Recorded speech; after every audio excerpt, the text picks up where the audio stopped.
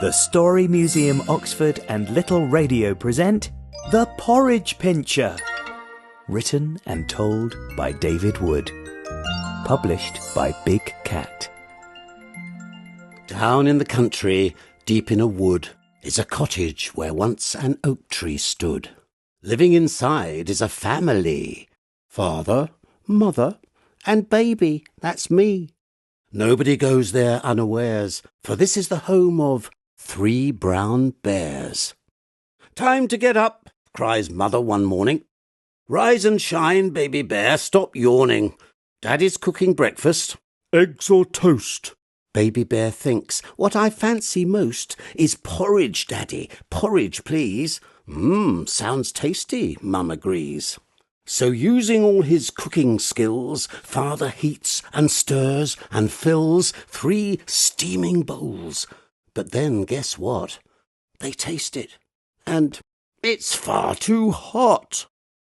"Never mind," smiles Dad.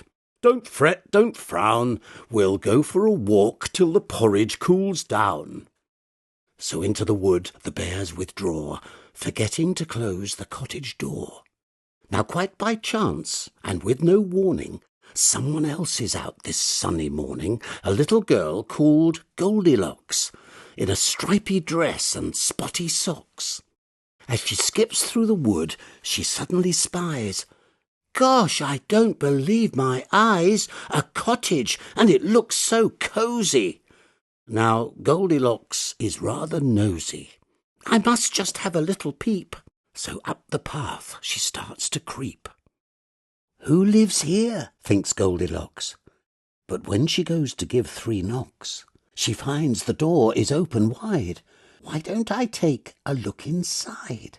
"Hello, good morning," Goldilocks cries. "Is anyone at home?"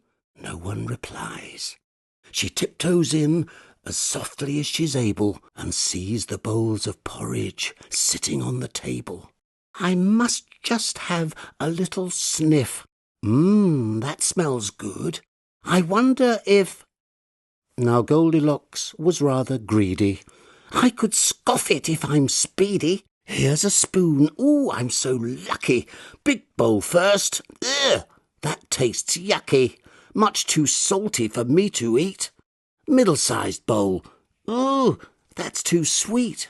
The one bowl left is very small, but it tastes just right, so she eats it all.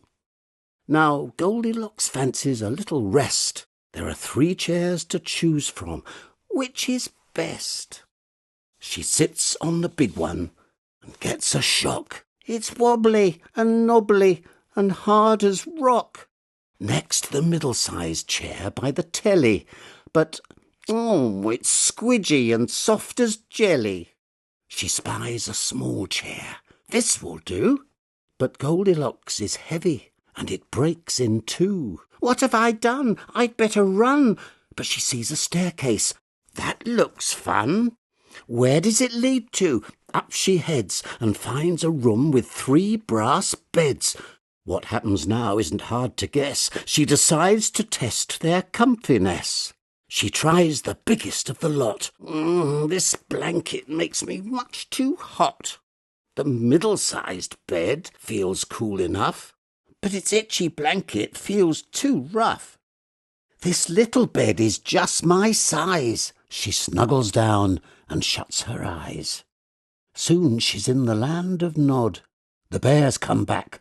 "That's very odd," says Father Bear. "for I'm quite sure when we went out I shut the door." "Never mind," says Mum, "let's eat. Come to the table, take a seat." "My porridge," growls Dad. "Someone's eaten some." "And someone's tasted mine," cries Mum. "And mine as well," sobs Baby Bear. "My bowl is empty. It's not fair." Worried by this porridge news, the family look around for clues. "My cushion's moved," growls Father Bear. "Who's been sitting on my chair?" "My cushion's moved, and what is more," cries Mother Bear, "it's on the floor." "Whoever sat upon my chair was much too big," cries Baby Bear. And look, Dad, look, Mum, it's no joke, it. Looks as though they've gone and broke it. Really worried now, the bears hurry up the wooden stairs. 3 heads peep round the bedroom door. Then Father Bear is heard to roar, "Who's been sleeping in my bed? There's a dent in the pillow from someone's head." "Who's been," growls Mum, "in my bed asleep, and thrown my blankets in a heap?" Baby Bear gets the biggest shock. He sees, guess what? A spotty sock.